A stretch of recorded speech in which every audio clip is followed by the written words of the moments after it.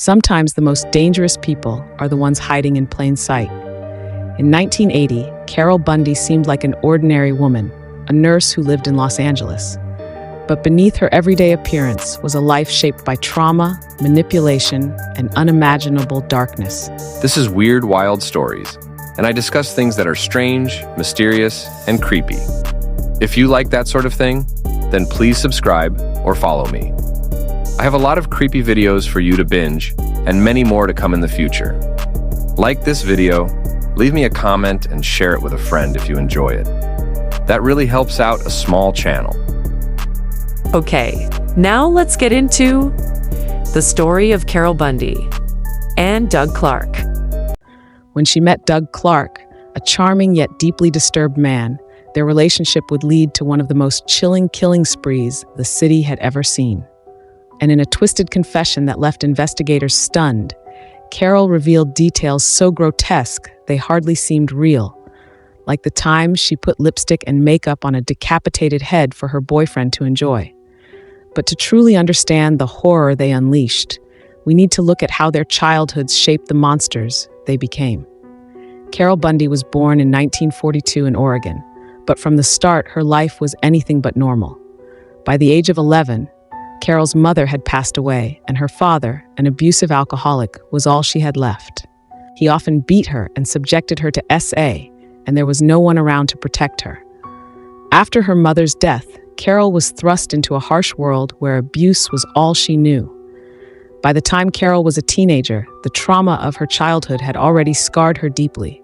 She struggled academically and socially, constantly seeking love and validation in all the wrong places. The constant cycle of neglect and abuse caused Carol to suffer from low self-esteem, and she started to associate love with submission and pain. As Carol moved into adulthood, her life didn't get any easier.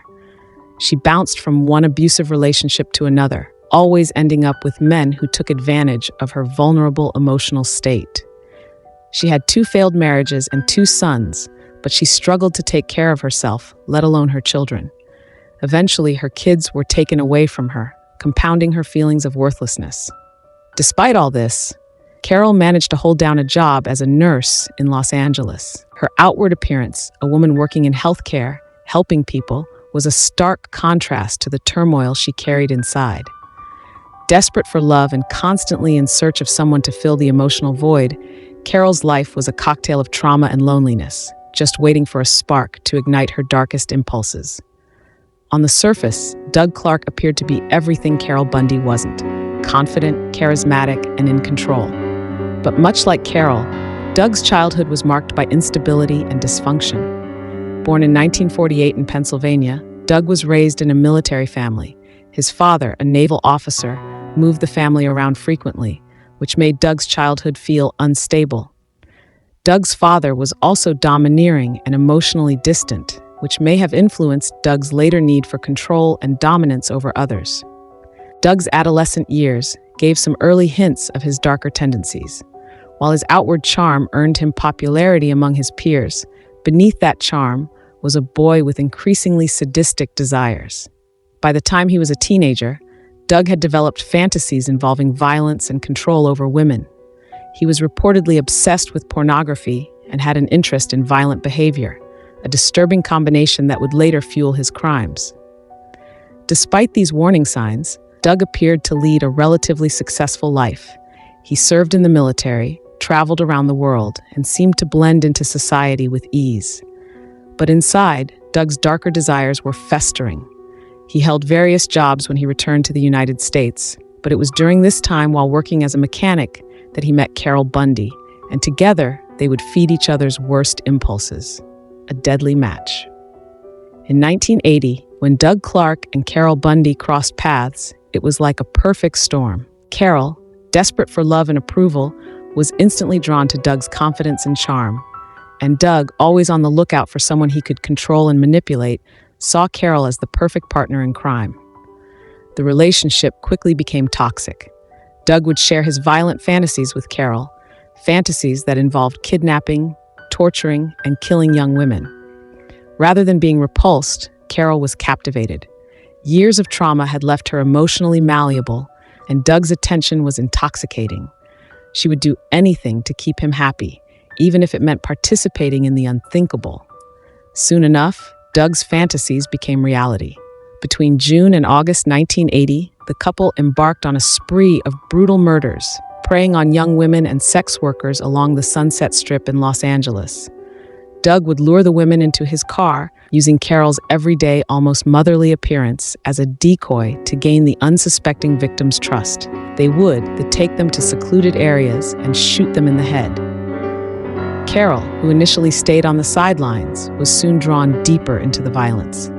Doug had very twisted fantasies that he acted out upon the women they abducted, often photographing them after they were no longer alive, and even worse crimes that involved necrophilia, adding a layer of depravity to the already brutal and senseless crimes. One of the most horrific moments in their spree came when Doug murdered a young runaway named Exie Wilson. After killing her, Doug decapitated Exie's body and brought her severed head back to Carol's apartment. For most people, this would be an unimaginable horror. But for Carol, this was an opportunity to show Doug just how far she was willing to go for him. Carol took Exie's head and cleaned it up. Then, in a chilling act of devotion, she applied makeup and lipstick to the severed head daily after retrieving it from the freezer, where she kept it to keep it preserved as possible. She even styled the hair, creating a grotesque display for Doug's twisted enjoyment. In a later interview, Carol would describe this event with an eerie calm, as if it were nothing more than a casual chore. She was quoted as saying, "You know it's a real bitch putting lipstick on a frozen head," when discussing this with a detective. She had become fully enmeshed in Doug's world of sadism, willing to do whatever it took to prove her loyalty. While Carol had largely been an accomplice to Doug's killings, she eventually crossed the line into murder herself. Carol had developed a relationship with Jack Murray, a country singer she met at a bar where she worked part-time. At some point, Carol confided in Jack about Doug's violent crimes, perhaps as a way to unburden herself or seek validation. But as Jack grew suspicious and began talking about going to the police, Carol feared that her entire world would come crashing down. She lured Jack into a van under the pretense of intimacy and shot him in the head before decapitating him. This was another time her eerie, nonchalant attitude towards gruesome acts would be on full display. When talking with the detective, she said something to the effect of, "Hey, I brought Jack with me," saying this to Doug. She had a bag over her shoulder that contained Jack's decapitated head. When she showed this to Doug, she said, "Oh," and we both just laughed and laughed, as if it was a harmless, humorous practical joke instead of a horrific act of depravity. This statement, along with her genuine laughter in the moment as she was telling the story, sent shivers down the detective's spine. It's something he said he will never forget. Carol, while appearing harmless and even almost motherly, obviously held within her a very troubled and dark mind. The once timid nurse who had spent her life being abused had now fully transformed into a killer in her own right. Days after Jack's murder, Carol's mental state began to unravel. The weight of her crimes, along with her fear of Doug turning on her, pushed her to the breaking point. She walked into a police station and made a confession that would leave even seasoned investigators horrified. Carol calmly recounted how she had helped Doug in his murder spree, how she dressed up Exie Wilson's severed head, and how she had murdered Jack Murray. Her tone, casual and matter-of-fact, made the gruesome details of her confession even more unsettling. Investigators struggled to comprehend how someone who had once been a nurse, someone whose job was to save lives, could be so deeply involved in such horrific acts. Carol's co-workers were left shocked that the timid nurse they worked with was actually capable of these crimes. Sure, she was a little different, perhaps a bit of a closed book, but never would they have imagined she was a cold-blooded murderer. Doug Clark was quickly arrested after Carol's confession, and both were charged with multiple counts of murder. At trial, Doug attempted to distance himself from the crimes, pinning much of the blame on Carol and eventually opting to act as his own attorney, which proved to be a poorly thought-out move on his part. The evidence against him, especially Carol's damning testimony, was overwhelming. Doug Clark was convicted and sentenced to death, where he remains on death row today. Carol Bundy, in exchange for her cooperation, avoided the death penalty, but was sentenced to life in prison without the possibility of parole. She died behind bars in 2003 from heart failure. The case of Carol Bundy and Doug Clark is one of the darkest chapters in Los Angeles history, a tale of two deeply damaged individuals whose paths collided in the most gruesome way possible. Carol's troubled past set the stage for her susceptibility to Doug's manipulation, and together, they unleashed a reign of terror that left investigators and the public alike shocked by their depravity. In the end, Carol Bundy wasn't just a victim of her circumstances or Doug's influence. She became an active participant in murder and mutilation, her need for love and approval driving her to commit unthinkable acts. What makes this case so unsettling isn't just the crimes themselves, but the casual, almost nonchalant way Carol described them in her confession.